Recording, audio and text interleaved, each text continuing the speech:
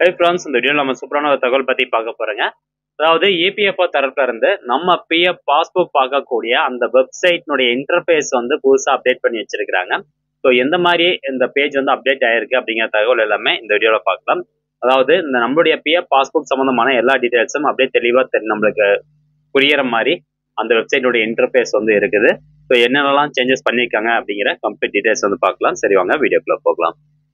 Okay, இதான் வந்து member passbook அந்த வெப்சைட்னுடைய லிங்க். இந்த லிங்க் வந்து நான் டிஸ்கிரிப்ஷனில் கொடுத்துட்றேன். ஸோ இதில் பார்த்தீங்கன்னா உங்களுக்கு ஹோம் பேஜில் முதல்ல உங்களுக்கு இந்த மாதிரி இருக்காது.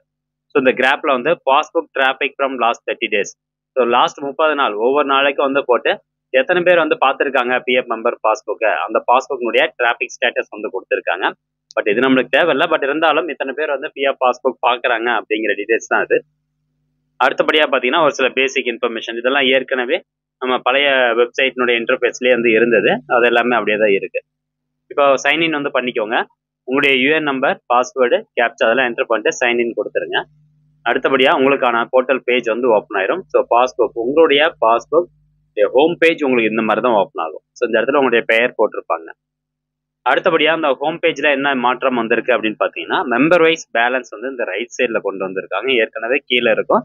இப்போ ரைட் சைடில் கொண்டு வந்து உங்களுடைய யூஎன் அக்கௌண்ட், இந்த யூஎன் அக்கௌண்ட்ல எத்தனை பிஎஃப் மெம்பர் ஐடி இருக்கோ அத்தனை பிஎஃப் மெம்பர் ஐடியும் பாஸ்புக்ல எவ்வளோ பேலன்ஸ் அமௌண்ட் இருக்கு அப்படிங்கிறத உங்களுக்கு இங்கே இண்டிகேட் பண்ணிடுவாங்க. கீழே டோட்டல் பேலன்ஸ்ல வந்து பார்த்தீங்கன்னா உங்களுக்கு எவ்வளோ அமௌண்ட் இருக்கு அப்படிங்கிறது இருக்கும். இப்போ ஃபர்ஸ்ட் இப்போ இந்த நபருக்கு எடுத்துக்கோங்களேன். 4 கம்பெனியில் ஒர்க் பண்ணியிருக்காரு. அதாவது 4 பிஎஃப் மெம்பர் ஐடி இருக்கு. ஃபர்ஸ்ட் 2 பிஎஃப் ஐடியில் வந்து அமௌண்ட் 00 காமிக்குது. 3வது பிஎஃப் ஐடியில் அமௌண்ட் இருக்குது.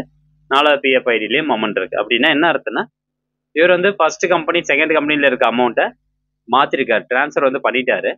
ஆனால் 3வது பிஎஃப் ஐடியில் இருக்க அமௌண்ட்டை இன்னும் 4வது பிஎஃப் ஐடிக்கு ஒரு டிரான்ஸ்ஃபர் பண்ணல. ஸோ அந்த மீனிங் தான் இது. ஸோ அது வந்து உங்களுக்கு மாறுபடும். இந்த பிஎஃப் மெம்பர் ஐடி வந்து லைனாக வந்து கொடுத்துருக்க மாட்டாங்க. ஸோ அது கொஞ்சம் சேஞ்சஸ் இருக்கும். அது நீங்கள் வந்து ஹோம் மெம்பர் போர்ட்டல் பேஜ் வந்து பார்த்துக்கோங்க. பட் இந்த பிஎஃப் மெம்பர் ஐடியில் உங்களுக்கு அமௌண்ட் காமிச்சிச்சு அப்படின்னா அது நீங்கள் என்ன டிரான்ஸ்ஃபர் பண்ணல அப்படின்னு அர்த்தம். ஸோ கடைசியாக எந்த கம்பெனியில் நீங்கள் இப்போ ஒர்க் பண்ணிட்டு இருக்கீங்களோ அதை லாஸ்ட்டாக வந்து கொடுத்துருப்பாங்க அந்த பிஎஃப் மெம்பர் ஐடி. அப்படியே கீழே ஸ்க்ரோல் டவுன் பண்ணிட்டு வந்தீங்கன்னா இந்த சர்க்கிள் மாதிரி ஒன்று போட்டிருப்பாங்க. ஸோ இதில் பார்த்தீங்கன்னா எம்ப்ளாயி ஷேர் அமௌண்ட் எவ்வளோ இருக்குது, எம்ப்ளாயர் ஷேர் அமௌண்ட் எவ்வளோ இருக்குது அப்படிங்கிற டீட்டெயில்ஸ் இருக்கும். அடுத்ததாக கரண்ட் எஸ்டாப்ளிஷ்மெண்ட் டீட்டெயில்ஸ். இப்போ கரண்ட்டாக நீங்கள் ஒர்க் பண்ணிட்டு இருக்கக்கூடிய அந்த கம்பெனியுடைய டீட்டெயில்ஸ் கொடுத்துருப்பாங்க. கம்பெனி நேம், எஸ்டாப்ளிஷ்மெண்ட் நேம் அப்படிங்கிறது company name, ID, member ID, date of joining, experience, எத்தனை வருஷம் வந்து இந்த பிஎஃப் மெம்பர் ஐடியில் ஒர்க் பண்ணியிருக்கீங்க அப்படிங்கிற எக்ஸ்பீரியன்ஸ் வந்து கொடுத்துருப்பாங்க. ஸோ இயர்ஸு, மந்த்ஸு, டேஸ் எல்லாமே வந்து கொடுத்துருப்பாங்க. இது கீழே பார்த்தீங்கன்னா வியூ பாஸ்ட் சர்வீஸ் ஹிஸ்ட்ரி அப்படிங்கிற ஒரு ஆப்ஷன் இருக்கும். ஜஸ்ட் அந்த ஆப்ஷன் நீங்கள் கிளிக் பண்ணீங்கன்னா அடுத்த பேஜுக்குள்ளே போயிடும். அதாவது மேலே ஹோம் பேஜ்லேயும் இந்த கிளைம்ஸ்க்கு அடுத்து சர்வீஸ் ஹிஸ்ட்ரி அப்படின்னு இருக்கும். அதை கிளிக் பண்ணாலும் உங்களுக்கு இந்த ஆப்ஷனுக்குள்ளே வந்துடும். ஸோ இதில் பார்த்தீங்கன்னா சர்வீஸ் ஹிஸ்ட்ரி வந்து கொடுத்துருப்பாங்க. ப்ரெசென்ட்டாக எந்த கம்பெனியில் ஒர்க் பண்ணியிருக்கீங்க, அதுக்கு முன்னாடி எந்த கம்பெனியில் ஒர்க் பண்ணீங்க, அதுக்கு முன்னாடி எந்த கம்பெனி, அதுக்கு முன்னாடி எந்த கம்பெனி, அந்த மாதிரி ஒவ்வொரு டீட்டெயில்ஸும் உங்களுக்கு தெளிவாக வந்து கொடுத்துருப்பாங்க. டோட்டல் சர்வீஸ் இயர்ஸு, மந்த்ஸ் எல்லாமே உங்களுக்கு தெளிவாக கொடுத்துருப்பாங்க. இது ரொம்பவே வந்து யூஸ்ஃபுல்லான ஒரு அப்டேட்டாக இருக்குது. அதே மாதிரி எந்த கம்பெனியில் நீங்கள் அதிக நாள் ஒர்க் பண்ணியிருக்கீங்க அப்படிங்கிற டீட்டெயில்ஸ் வந்து இந்த லெஃப்ட் சைடில் இருக்க பார்த்தீங்கன்னா அந்த கிராப் வச்சு நீங்கள் தெரிஞ்சுக்கலாம். ஸோ இதில் பார்த்தீங்கன்னா கடைசியாக இந்த கம்பெனியில் மட்டும் தான் அதிகமான சர்வீஸ் இயர்ஸ் வந்து இவருக்கு இருக்குது. டோட்டலாக என்சிபி டேஸ் வந்து எவ்வளோ இருக்குது, டோட்டல் எக்ஸ்பீரியன்ஸ் வந்து சர்வீஸ் ஓவர்வியூவில் இங்கே கொடுத்துருப்பாங்க. டோட்டல் எக்ஸ்பீரியன்ஸ் எவ்வளவு, டேட் ஆஃப் ஜாயினிங், என்னைக்கு வந்து பிஎஃப்ல அவர் ஜாயின் பண்ணியிருக்கிறாரு, அதே மாதிரி நோ கான்ட்ரிபியூஷன் பீரியட் டேஸ் வந்து எத்தனை நாள் இருக்குது, 0 days வந்து இருக்குது. ஸோ இந்த மாதிரி வந்து பார்க்கலாம். அடுத்தபடியாக ப்ரொஃபைல் பேஜ் கிளிக் பண்ணுங்கள். ப்ரொஃபைல் பேஜ்லேயும் ஒரு சில மாற்றங்கள் வந்து கொண்டு வந்திருக்காங்க, இன்டர்ஃபேஸ் கொண்டு வந்திருக்காங்க. இதில் உங்களுடைய UAN number, mobile number, mail ID எல்லாமே இருக்கும். ஸோ மொபைல் நம்பர் வந்து ஃபுல் மொபைல் நம்பர் டீட்டெயில்ஸும் கொடுத்துருப்பாங்க. அதே மாதிரி பார்த்தீங்கன்னா ரைட் சைடில் ஃபிசிக்கலி ஹேண்டிகேப்னா அதுக்கு நேராக நோ அப்படின்னு இருக்கும். இன்டர்நேஷனல் ஒர்க்குனா நோ அப்படின்னு இருக்கும். கேஒய்சி டீட்டெயில்ஸ் எல்லாமே அப்டேட் பண்ணியிருந்தா இதில் உங்களுக்கு எல்லாமே அப்டேட் ஆகிருக்கும். கேஒய்சி வெரிஃபிகேஷன் பண்ணியிருக்கீங்களா அப்படிங்கிறத நீங்கள் செக் பண்ணி பார்த்துக்கோங்க. பயோமெட்ரிக் வெரிஃபிகேஷன் ஸ்டேட்டஸ் மூலமாக நீங்கள் செக் பண்ணி பார்க்கலாம். நெக்ஸ்ட் அப்படியே பாஸ்புக் அப்படிங்கிற ஆப்ஷன் கிளிக் பண்ணுங்கள். பாஸ்புக் பார்க்குறதுலையும் ஒரு சில அப்டேட் இருக்குது. ஸோ நீங்கள் எந்த மெம்பர் ஐடியில் பாஸ்புக் பார்க்கணும்னு நினைக்கிறீங்களோ அந்த மெம்பர் ஐடின்னு செலக்ட் பண்ணிக்கோங்க. இந்த டாப் டவுன் பாக்ஸ் செலக்ட் பண்ணிட்டு அப்படியே கீழே வந்தீங்கன்னா இது வந்து contribution summary in last 12 years. So கடைசி 12 வருஷத்துக்கான கான்ட்ரிபியூஷன் எவ்வளோ அப்படிங்கிறது இதில் கொடுத்துருக்குறாங்க.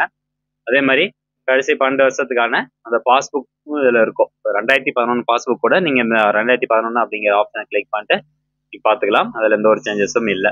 ஸோ இந்த மாதிரி பாஸ்புக் பேஜ் பார்க்கறதுலையும் ஒரு சில அப்டேட் வந்து கொண்டு வந்திருக்கிறாங்க. ஓகே, அடுத்தபடியாக கிளைம்ஸ் அப்படின்னு இருக்கும். கிளைம்ஸ் அப்படிங்கிறத கிளிக் பண்ணீங்கன்னா நீங்கள் இது வரைக்கும் எத்தனை கிளைம் வந்து பண்ணியிருக்கீங்க, எத்தனை கிளைம் ரிஜெக்ட் ஆயிருக்கு, எத்தனை கிளைம் இப்போ பெண்டிங்கில் இருக்குது, எத்தனை கிளைம் வந்து அப்ரூவ்ட் ஆயிருக்கு, எவ்வளோ அமௌண்ட் வந்து அப்ரூவ்ட் ஆயிருக்கு, ஸோ அந்த டீட்டெயில்ஸ் வந்து இதில் கொடுத்துருப்பாங்க. Claim settled are rejected in last 5 years. So கடைசி 5 வருஷத்துக்கான டீட்டெயில்ஸ் வந்து இதில் கொடுத்துருக்குறாங்க. ஸோ இதே உங்களுக்கு யூஸ்ஃபுல்லாக இருக்கும். தென் நெக்ஸ்ட் பார்த்தீங்கன்னா கால்குலேட்டர்ஸ் இருக்கும். ஸோ கால்குலேட்டர் வந்து EPF amount calculator. EPF calculator அப்படின்னா அதாவது தோராயமாக நீங்கள் இப்போ உங்களுடைய வயசு வந்து 40 அப்படின்னா ரிட்டைர்மெண்ட் ஏஜ் 58. ஸோ 58 வயசு வரைக்கும் நீங்கள் ஒர்க் பண்ணுறீங்க, இதே மாதிரி சேலரி ஒர்க் பண்ணுறீங்க அப்படின்னா உங்களுடைய பிஎஃப் அமௌண்ட் எவ்வளோ இருக்கும், எவ்வளோ வந்து அக்யூமுலேட் ஆகிருக்கும், இன்ட்ரெஸ்ட் அமௌண்ட்டோடு சேர்த்து உங்களுக்கு எவ்வளோ அக்குமுலேட் ஆகும் அப்படிங்கிற தோராயமான ஒரு கால்குலேஷன் வந்து இபிஎஃப் கால்குலேட்டரில் இருக்கும். அடுத்ததான் வந்து இடிஎல்ஐ கால்குலேட்டர் இருக்கும். இந்த next pension calculator. Pension calculator உங்களுக்கு எவ்வளோ வந்து பென்ஷன் தொகை கிடைக்கும் அப்படிங்கிறத அதுவாக வந்து கால்குலேட் பண்ணி சொல்லும். ஸோ அதான் வந்து பென்ஷன் கால்குலேட்டர். ஸோ இந்த மாதிரி இந்த பிஎஃப்னுடைய பாஸ்புக் வெப்சைட்டோட இன்டர்ஃபேஸ் வந்து சேஞ்ச் பண்ணியிருக்காங்க. ஸோ ரொம்பவே பார்த்தீங்கன்னா அட்ராக்டிவான ஒரு இன்டர்ஃபேஸாக இருக்குது. நம்ம பார்க்கும்போது நம்மளுக்கு எல்லா டீட்டெயில்ஸும் வந்து தெளிவாக புரியுற மாதிரி வந்து கொடுத்துருக்குறாங்க. ஸோ இந்த அப்டேட் நிறைய பேருக்கு யூஸ்ஃபுல்லாக இருக்கும். இந்த இன்ஃபர்மேஷன் முடிஞ்சது நிறைய பேர் ஷேர் பண்ணுங்கள். மீண்டும் அடுத்த ஒரு நல்ல பதிவில் சந்திக்கலாம். நன்றி.